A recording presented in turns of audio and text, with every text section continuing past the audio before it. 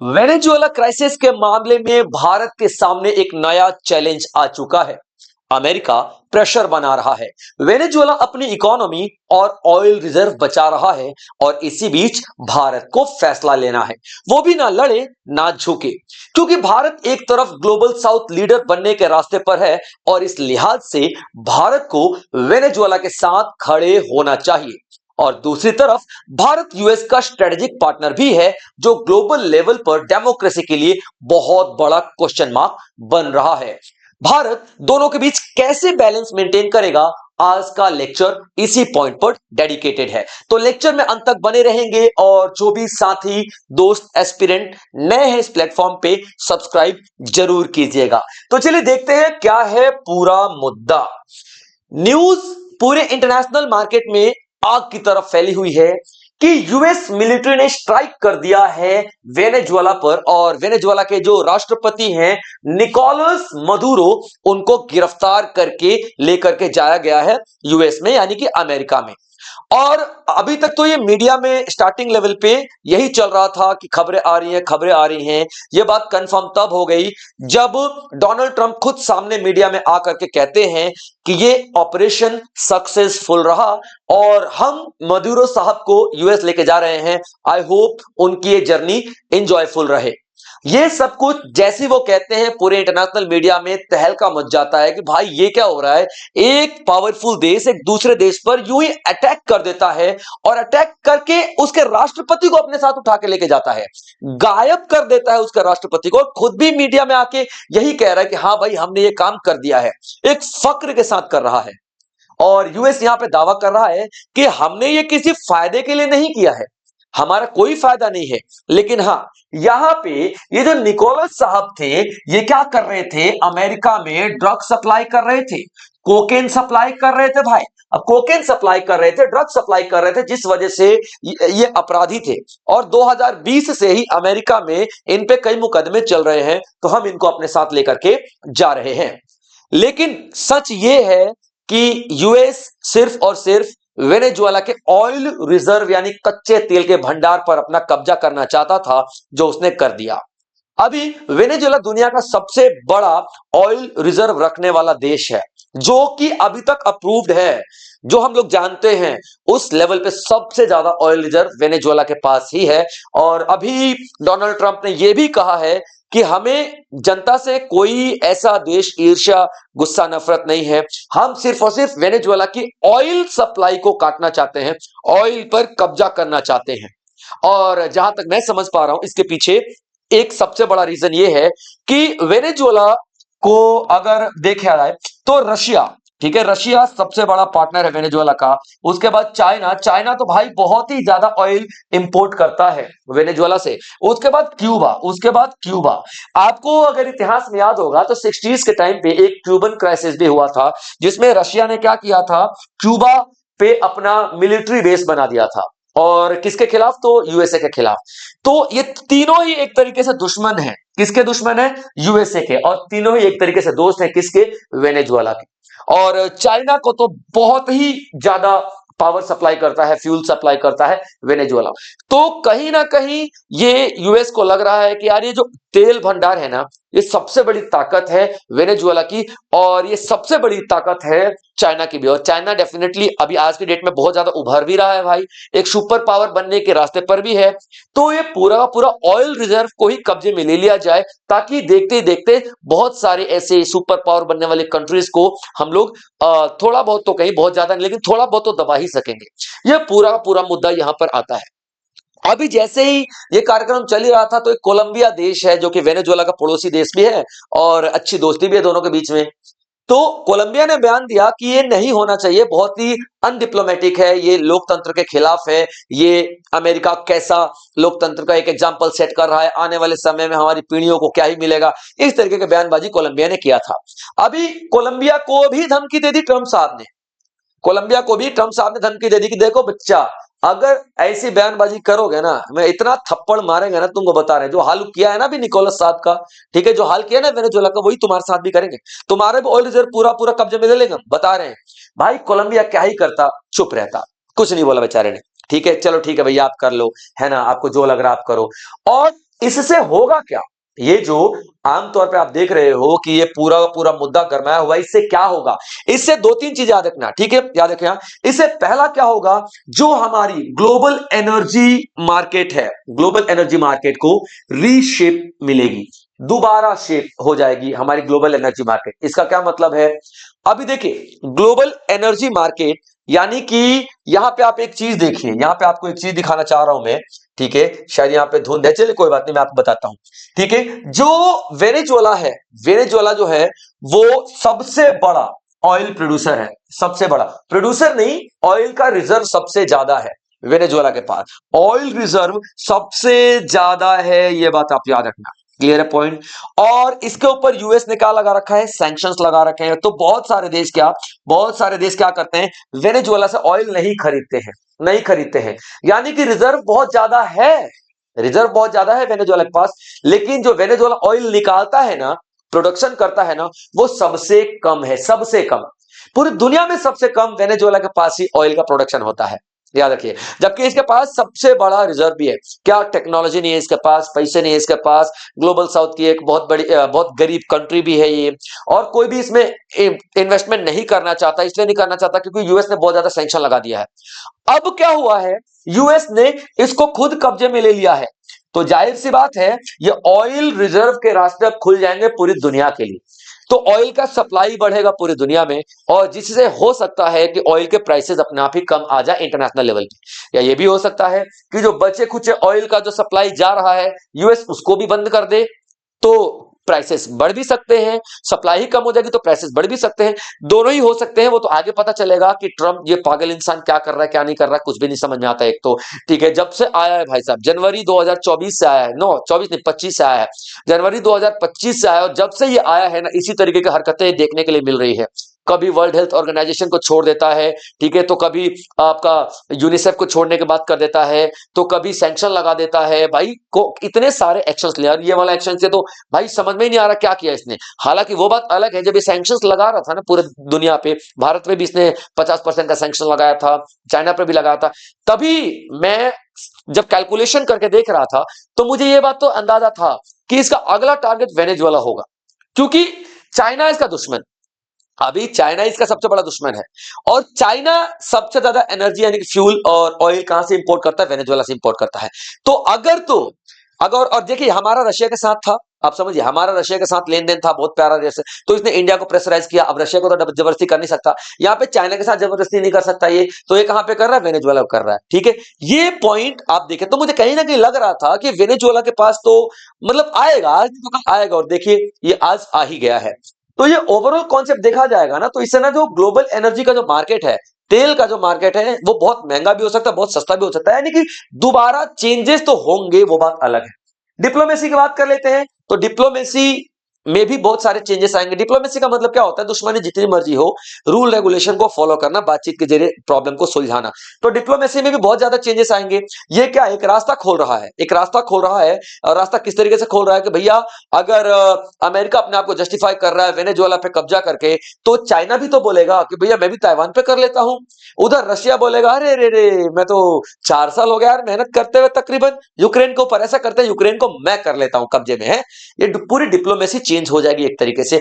ये छोटा मोटा एक्शन नहीं ना है, ये बहुत बड़ा एक्शन है भाई, बहुत बड़ा एक्शन है, और इतना बड़ा एक्शन है कि पूरा ग्लोबल लेवल पे एक नया एग्जाम्पल सेट करने वाला आपको दिखाई देगा, ठीक है। उसके बाद फॉरेन पॉलिसी जो इंडिया की है वो तो अपने आप ही बदलने ही वाली है।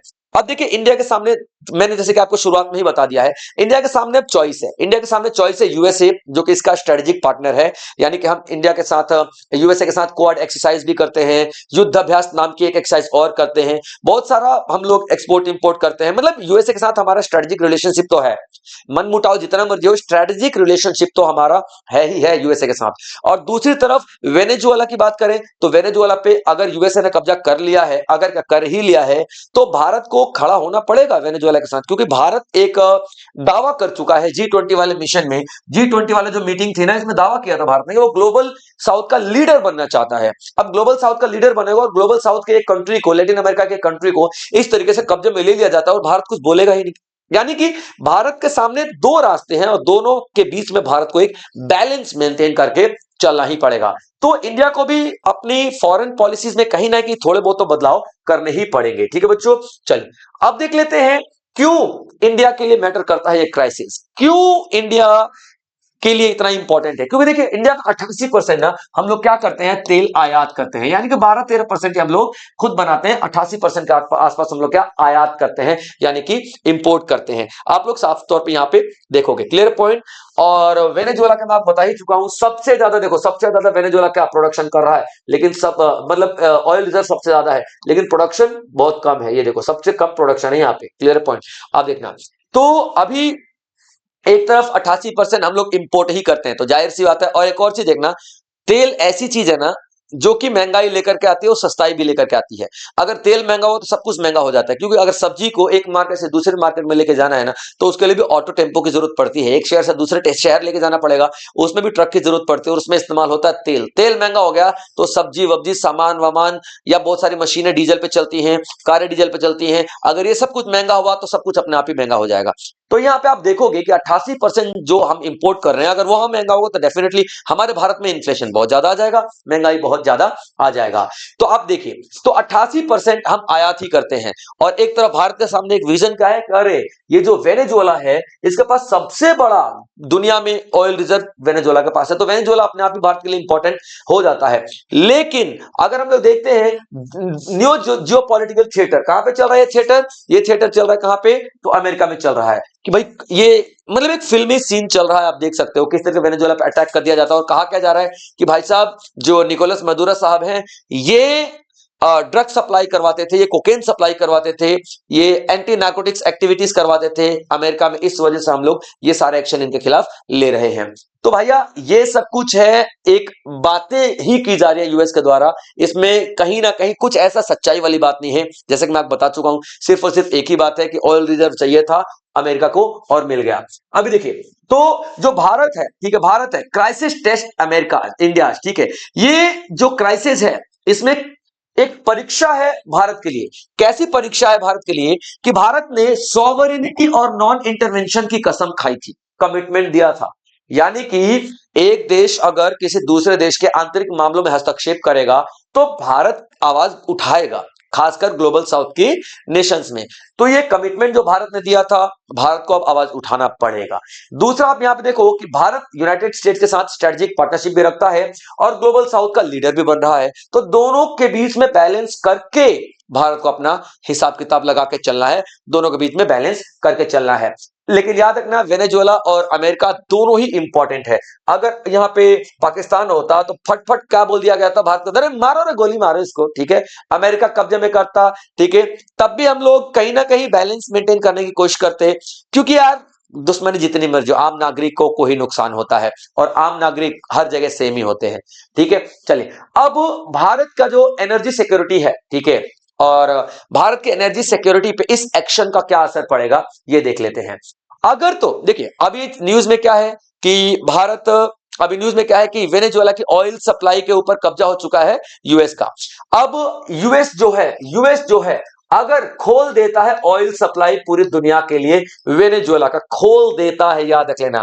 यानी कि अगर सैंक्शंस हटा देता है, यानी सैंक्शंस को इजी कर देता है, तो क्या होगा, वेनेजुएलियन ऑयल को diversify India supply base. India का जो सप्लाई बेस है ना, यानी कि इंडिया मिडिल ईस्ट से अभी तेल लेता है, इंडिया रशिया से तेल लेता है, इंडिया के पास वेनेजुएला का भी तो ऑप्शन आ जाएगा। अभी तो सैंक्शंस लगे हुए हैं, इसलिए इंडिया वेनेजुएला से तेल नहीं लेता है, लेकिन वेनेजुएला का भी ऑप्शन आ जाएगा, यानी कि सप्लाई बढ़ जाएगी तेल की, तो भारत को भी बहुत ही सस्ते में तेल मिलने लग जाएगा। और जो भारत का ओवर डिपेंडेंस है ना मिडिल ईस्ट की कंट्रीज पे, रशिया के ऊपर, तो वो कहीं ना कहीं कम होती हुई दिखाई देगी। तो भारत ने यहाँ पे एक फायदा भी देख सकता है अपना, कि नहीं यार कहीं ना कहीं ठीक है ना। और दूसरा, लॉन्ग टर्म में देखा जाए तो ग्लोबल सप्लाई तेल की बढ़ेगी, तो जाहिर सी बात है जो प्राइस होगा ना ऑयल का वो कम हो जाएगा। और अगर ऑयल का प्राइस कम होता है तो भारत का करंट अकाउंट डेफिसिट, यानी कि जो बजट है बजट घाटा जो है वो अपना आप ही कम हो जाएगा, क्योंकि हम बहुत बड़ा हिस्सा बाहर पे करते हैं कच्चा तेल खरीदने के लिए, और ये कच्चा तेल जो है हम लोग बहुत ज्यादा पैसा दे करके पे करके खरीदते हैं, जिसको हम लोग अभी कम पैसे में खरीदे हैं, सस्ते में खरीदे, तो डेफिनेटली हमारे पास अच्छा खासा पैसा बचेगा और जो हमारा बजट डेफिसिट है ना, ठीक है, वो हमारा अपने आप ही मतलब थोड़ा कम होने की कोशिश करेगा। या यूं कह लीजिए budget deficit, current account deficit, जब एक्सपोर्ट इंपोर्ट करते हैं ना, बैलेंस ऑफ पेमेंट की बात कर रहे हैं, बैलेंस ऑफ पेमेंट की बात कर रहे हैं, ठीक है, एक तरीके से देखा जाए बैलेंस ऑफ पेमेंट में जो हमारा घाटा होता है वो कहीं ना कहीं हमारा कम हो जाएगा। बैलेंस ऑफ पेमेंट क्या होता है? एक्सपोर्ट इंपोर्ट का डिफरेंस होता है। तो बैलेंस ऑफ पेमेंट आयात और निर्यात का जो घाटा होता है उसको कहते हैं। तो उस घाटे में कहीं ना कहीं कमी तो आएगी। पहले हम 10 लाख करोड़ देते थे, ठीक है, अब 2 लाख करोड़ देंगे, 3 लाख करोड़ देंगे, 6-7 लाख हमारा बचेगा, तो डेफिनेटली घाटा कम होगा, या हो सकता है कि हम लोग पॉजिटिव में भी चले जाएं। चलिए आगे बढ़ते हैं। Impact on Indian investment in Venezuela. अभी तक देखिए बहुत ही कम एक तो इन्वेस्टमेंट वेनेजुएला में हम लोग करते थे, भारतीय लोग करते थे, क्योंकि कहीं ना कहीं सैंक्शंस हमें अफेक्ट करते थे। लेकिन इसके बावजूद भी एक कंपनी है ओएनजीसी विदेश लिमिटेड। ओएनजीसी क्या है? ओएनजीसी कंपनी जो है ना, कंपनी जो है ना, हमारी सरकारी कंपनी है, ठीक है, इसी का एक अंग है, इसी का एक आर्म है, इसी का एक भुजा है, जो कि वेनेजुएला में इन्वेस्टमेंट किया हुआ है। किस कंपनियों में? वेनेजुएला की, याद रखना, सैन क्रिस्टोबल कंपनी है और एक कैराबोबो प्रोजेक्ट है, उसमें इसने इन्वेस्टमेंट किया है। कितना? $500 मिलियन का इन्वेस्टमेंट किया है। अब ये $500 मिलियन का जो इन्वेस्टमेंट है, ये तो फंस के रह गया है ना, ये तो फंस जाएगा उधर ही, क्योंकि देखो ना मोबाइल चलेगा, ना बैंकिंग चलेगा, ना इंटरनेट सिस्टम, कुछ भी नहीं चलेगा अभी वहां पे, ठीक है। और अगर इंटरनेट वगैरह मोबाइल वगैरह चल भी गया तो बैंकिंग सिस्टम पे पूरा पूरा एक्सपोर्ट इंपोर्ट की जो पेमेंट ट्रांजेक्शन सब पे कब्जा हो जाएगा अमेरिका का। तो डेफिनेटली यहाँ पे इन इस तरीके से भारत का पैसा जो वेनेजुएला में फंसा है वो फंसा ही रह जाएगा, और अब कोई भी कंपनी वेनेजुएला में इन्वेस्टमेंट नहीं करेगी भारत की तरफ से। या फिर अगर हो सकता है कि इन सारी कंपनियों को, ठीक है, शेवरन मॉडल पे डील करे यूएसए। शेवरन मॉडल क्या होता है? विद लिमिटेड राइट्स, ठीक है, लिमिटेड राइट्स दिया जाएगा, लिमिटेड राइट्स दिया जाएगा। और ये शेवरन इफेक्ट, मतलब शेवरन एक कंपनी है यूएस की, और इसने वेनेजुएला में इन्वेस्टमेंट करने का परमिशन इस कंपनी को दे दी थी यूएस ने, लेकिन लिमिटेड राइट्स के साथ और बहुत ही कम अधिकारों के साथ दिया गया था। तो ये जो लिमिटेड राइट है ना, ये जो लिमिटेड राइट यानी कि कम अधिकार है ना, इसी अधिकार के साथ हो सकता है कि बहुत सारी कंपनियों को वेनेजुएला में इन्वेस्टमेंट करने का अधिकार मिल जाए। उसमें भारत भी एक कंट्री है, हो सकता है ऐसा, बट शायद नहीं भी हो ऐसा, दोनों में से कुछ भी यहाँ पे पॉसिबल हो सकता है। तो भारत का जो पैसा लग चुका है वो तो फंस भी सकता है, और हो सकता है कि इजीली निकल भी जाए, कुछ भी हो सकता है। चलिए, क्योंकि देखिए अभी हर चीज ट्रम्प के डिसीजन के ऊपर है। अब देख लेते हैं इम्पैक्ट ऑफ देखिए थ्रेट्स ऑन कोलंबिया, ठीक है, यूएस, ठीक है, यूएस का जो थ्रेट है कोलंबिया के ऊपर, जैसे कोलंबिया ने बोला है कि भैया ये गलत काम कर रहा है यूएस, तो कोलंबिया को स्पेशली धमकी दी गई है। और कोलंबिया भी ऑयल इंपोर्ट करता है, ऑयल एक्सपोर्ट करता है। कोलंबिया के पास भी वेनेजुएला जैसे ही ऑयल एक्सपोर्ट है, ऑयल रिजर्व है, लेकिन कम है, याद रखना, ठीक है। तो आप देखोगे यहाँ पे जो लोग भी यूएस के खिलाफ खड़े होंगे, जिसमें एग्जांपल कोलंबिया, और हाँ एक और बात, ये कोलंबिया जो है बहुत अच्छा अलाई रहा है यूएस का, बहुत अच्छा पार्टनर रहा है। अब ये तो वैसी वाली बात हो गई कि बेस्ट फ्रेंड धमकी दे रहा है कि ठोक दूंगा, तो बेस्ट फ्रेंड धमकी दे रहा है किसको? कोलंबिया को, ठोक दूंगा, ठीक है, ये भी तो भाई लैटिन अमेरिका की कंट्री है, तो यूएस अच्छा खासा इसका दोस्त रहा है भाई साहब। तो अब कोलंबिया का एग्जाम्पल देखते हुए हमें क्या नजर आ रहा है? हमें यह नजर आ रहा है कि अगर अमेरिका इस शांति प्रिय कोलंबिया, कोलंबिया एक ऐसा देश है जहां पे इंस्टेबिलिटी कभी नहीं आती है ना, इलेक्शन प्रॉपर होते हैं, सरकारें प्रॉपर चलती हैं, महंगाई नहीं आती, मतलब एक अच्छा चलने वाला देश है। तो यहाँ पे कोलंबिया जैसे देश को धमकी दे रहा है, तो जाहिर सी बात है आने वाले टाइम में अमेरिका अपनी शक्ति प्रदर्शन के लिए किसी को भी धमका सकता है, किसी को भी कब्जे में ले सकता है। ये साफ एक एग्जांपल यहाँ पे दिखाई दे रहा है। और यहाँ पे आप सभी देखोगे कि जिस तरीके से वेनेजुएला के ऑयल रिजर्व के लिए कब्जा किया गया है यूएस का, अगला नंबर हो सकता है कोलंबिया का ही हो, ऐसा हो सकता है। और अगर ऐसा हो रहा है तो भारत की चिंता सबसे ज्यादा है, क्योंकि भारत कौन है? ग्लोबल साउथ का लीडर है, ग्लोबल साउथ का लीडर है। और भारत को कई समस्या में सबसे बड़ी समस्या क्या है?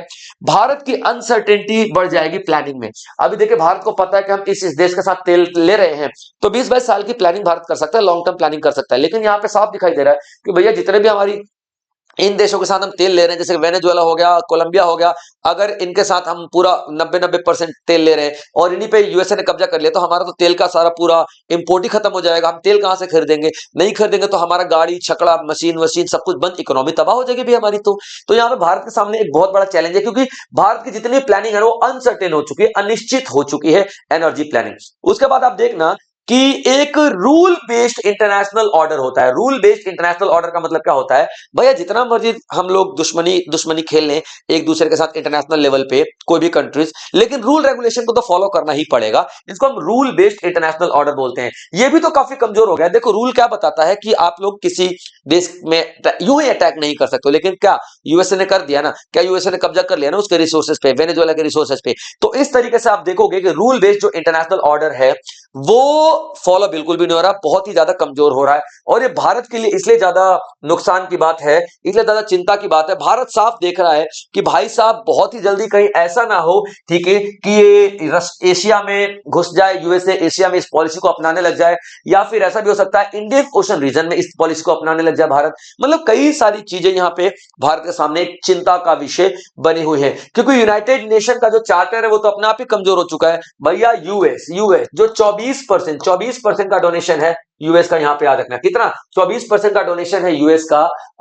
हमारे यूनाइटेड नेशन में, और इसीलिए उसका बोलबाला है। तो यूनाइटेड नेशन के सारे रूल रेगुलेशन फेल हो जा रहे हैं। इंटरवेंशन यानी दखल अंदाजी दूसरे देश में नहीं करना है, ये फेल हो गया। ग्लोबल साउथ की आवाज बनने की बात कर रहा था यूनाइटेड नेशन, और ग्लोबल साउथ के एक देश को कब्जे में ले लिया गया, यहां पे यूनाइटेड नेशन फेल हो गया। तो भैया यहां पे आप यूनाइटेड नेशन कर क्या रहे हो? फिर तो ऐसे बहुत जल्दी चाइना ताइवान पे आ जाएगा कि भैया हम तो ताइवान को कब्जे में ले रहे हैं। रशिया बहुत जल्दी क्या बोलेगा? भैया हम तो यूक्रेन को ले रहे हैं भाई साहब, ठीक है, आप टेंशन ना लो, रास्ते तो खुल ही चुके हैं। तो एक तरीके से कहीं ना एक मेंटालिटी, एक स्टोरी, एक बहुत नॉर्मल हो जाएंगी ये सारी सारी चीजें। कमजोर देश को अपनाओ, कहीं ना कहीं हम उस बहुत पुराने, मतलब 1000-1200 साल पुराने चले जाएंगे। जो राजा ताकतवर है, ठीक है, वो जबरदस्ती दूसरे राजाओं को पकड़ लो और अपने कब्जे में ले लो। अश्वमेध यज्ञ जो हम लोग किया करते थे, उस तरीके का अश्वमेध यज्ञ हम लोग करेंगे और पकड़ लेंगे, कब्जे में ले लेंगे। कहीं ऐसी कहानियां दोबारा ना शुरू हो जाए। भारत का सबसे बड़ा कंसर्न यही है, भारत का सबसे बड़ा पॉइंट यही है फिलहाल। अभी देखा जाए कि भारत के पास क्या क्या आंसर्स हैं, भारत के पास क्या क्या आंसर्स हैं। देखिए भारत के पास क्या क्या चांसेस हैं कि भारत, जैसे मैंने आपको बताया कि ऑयल, तेल जो है वो महंगा भी हो सकता है, तेल जो है सस्ता भी हो सकता है। तो भारत को दोनों केसेस के लिए निपट के रखना चाहिए। भारत को अलग अलग और भी रिसोर्सेज, अलग अलग और भी रिसोर्सेज खोल के रखने चाहिए, ठीक है। अभी देखिए हम तकरीबन 1.5% के आसपास इंपोर्ट करते हैं वेनेजुएला से। तो अगर ये 1.5% भी बंद हो गया तो भारत को और भी रास्ते अपनाने चाहिए। ये बात आप लोग याद रखना, रख के चलना, ठीक है। अफ्रीका, लैटिन अमेरिका, ये रिन्यूएबल सोर्सेज ऑफ एनर्जी का मतलब जो हम लोग सूर्य की रोशनी से बिजली बनाए, थर्मल इलेक्ट्रिसिटी बनाए, मतलब और भी बहुत सारे रिसोर्सेज हम लोग को अपनाने चाहिए। भारत को अलग अलग सोर्सेज ढूंढ के रखने पड़ेंगे ताकि भविष्य में कोई ऐसी क्राइसिस आए तो भारत की एनर्जी सिक्योरिटी बनी रहे। उसके बाद अब देखना, ठीक है, भारत कंटिन्यू प्रिंसिपल स्टैंड लेगा या ले सकता है, लेगा ही लेगा डेफिनेटली, ठीक है। प्रिंसिपल स्टैंड का मतलब क्या होता है? एक सिद्धांत के साथ भारत खड़ा रहेगा कि नहीं यार यूएस साहब आप ये गलत कर रहे हो, ठीक है, आपको ये सब नहीं करना चाहिए। तो भारत इंटरनेशनल लॉ के साथ, इंटरनेशनल लॉ के हिसाब से यूएस के साथ बात करे या फिर वेनेजुएला के साथ बात करो, डिप्लोमेसी से दोनों के बीच का बातचीत सुलझाने की कोशिश करेगा, ठीक है। भारत को एंटेंगलमेंट को अवॉइड करना चाहिए। एंटेंगलमेंट का मतलब क्या होता है? दूसरे के फट्टे में टांग अड़ाना। अब फट्टे में टांग अड़ाने का मतलब ये नहीं है कि बिल्कुल भी बात मत करो, मतलब लड़ो मत, ऐसा नहीं है मैं वेनेजुएला की तरफ से हूं, मैं यूएस की तरफ से हूं, ठीक है, नहीं, ऐसा नहीं हो सकता, ठीक है। आपको बीच में चलना है, यानी कि इसको भी समझाओ उसको भी समझाओ, जो भी बेहतर लगता है आप करो इंटरनेशनल रूल के हिसाब से। आप फट्टे में टांग नहीं अड़ाओ। इसके लिए आप ब्रिक्स का सहारा ले सकते हो, G20 का सहारा ले सकते हो, यूनाइटेड नेशन को आप पुश कर सकते हो, थोड़ा बहुत प्रेशर दे सकते हो कि भैया आप ही क्यों नहीं एक्शन ले लेते हो। ये सारी सारी चीजें आप करोगे, ठीक है। क्योंकि देखो अमेरिका, यहाँ पे इंडिया का एक ना पोजीशन है काफी ज्यादा स्ट्रांग दिखाई दे रही है। यूएस के साथ भी हमारा अच्छा खासा रिलेशन है, और ग्लोबल साउथ का भरोसा भी भारत के अंदर में, क्योंकि भारत ने हमेशा कमजोर देशों को साथ दिया है। तो कहीं ना कहीं भारत अब यहाँ पे अमेरिका और ग्लोबल साउथ दोनों के बीच में रिलेशन मेंटेन करने की कोशिश करेगा, और कहीं ना कहीं दोनों के साथ अपना एक ऐसा व्यवहार रखेगा कि पूरी दुनिया में अपना लीडरशिप वाली जो इमेज है वो बना के रखे। तो ये था पूरा कंप्लीट लेक्चर बच्चों, जिसमें मैंने बताने की कोशिश की कि भारत पे क्या क्या असर पड़ेगा और भारत को क्या क्या मिलेगा और भारत किस तरीके से डील कर सकता है। आई होप आप लोगों ने लेक्चर को एंजॉय किया होगा, और तमाम दोस्तों को जरूर शेयर करें दोस्तों, क्योंकि ये बहुत ही इंपॉर्टेंट लेक्चर और एग्जाम का फेवरेट है। डेफिनेटली आप देखना, पक्का यहां से सवाल बनने वाले हैं। मिलेंगे इसी तरीके से और भी बेहतरीन लेक्चर में, तब तक आप लोग अपना ध्यान रखेंगे बच्चों। जय हिंद।